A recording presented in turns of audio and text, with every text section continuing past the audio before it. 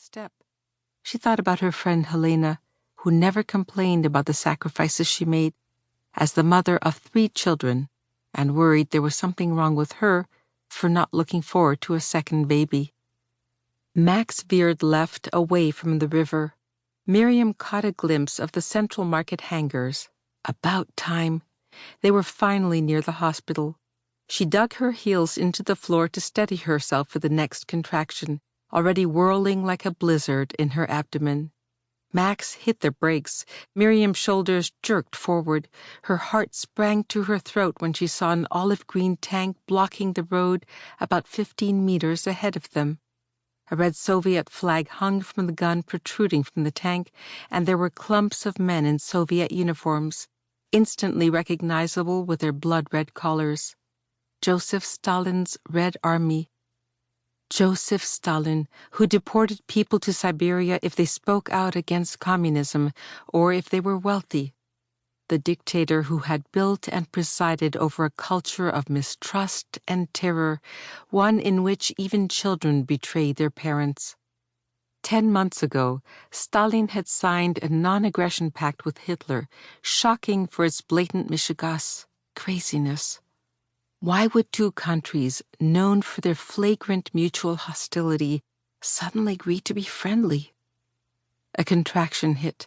Miriam folded and moaned as the pain shot through her tailbone. It waned as quickly as it had begun. She went limp in her seat, could hardly catch her breath. "Max!" Miriam clutched his arm. His muscles tensed beneath her grip. He peered over his shoulder, shifted the car into reverse, and backed up until they came to Maria Street. He turned sharply and nosed the car down the narrow road that led to Station Square in the center of Riga. She heard the frenzied voices first, before she saw hundreds of people congregated in the main square, surrounding 4 huge Soviet tanks. Shivers ran down Miriam's sternum at the sight of a man pounding the side of a tank with his fists. "Diev's padom, you goddamn Soviets!" A long-legged man bellowed at another tank on Miriam's right, about 6 meters away. Miriam raised her eyes to a unit of armed Red Army soldiers on top of the tank. They wore identical shiny helmets that gave off a menacing air. They seemed oblivious to the jeering below. "Sasodits, damn it," another man yelled, before kicking the wheels of the same tank, almost as tall as he was. She jumped in her seat when 2 Soviet tanks roared to life, their booming engines swallowing up the crowd's feverish voices as they advanced with a menacing rumble. Beads of sweat drizzled down her forehead as she saw children madly pedaling bicycles out of the square. A peddler, caught unawares, staggered to get his pushcart out of the way of a tank rolling toward him. A vendor's white and pink roses were splayed on the ground. Young boys in school uniforms darted across the square, glancing over their shoulders as if they were being chased. Then a tram appeared, a jumble of arms and legs, with passengers clinging to every inch of its exterior, even the front, blocking the driver's view. The tram parted a cluster of people on the street as it rolled along curved tracks directly toward an oncoming tank.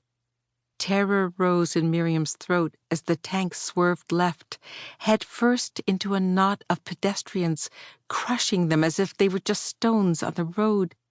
Screams ricocheted through the air, blood splattered across the pavement. The tank continued without stopping, leaving a trail of bloody, flattened bodies. "My God!" Max's face went gray. Miriam's eyes burned from the ruthless glare of murder, an atrocity she wished she could unsee.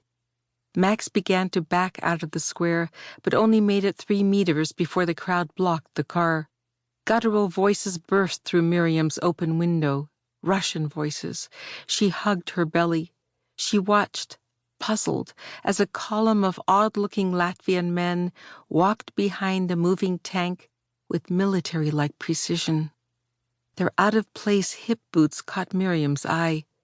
Hip boots were usually worn for fishing or heavy rain, not in a city during sunny, hot weather like today.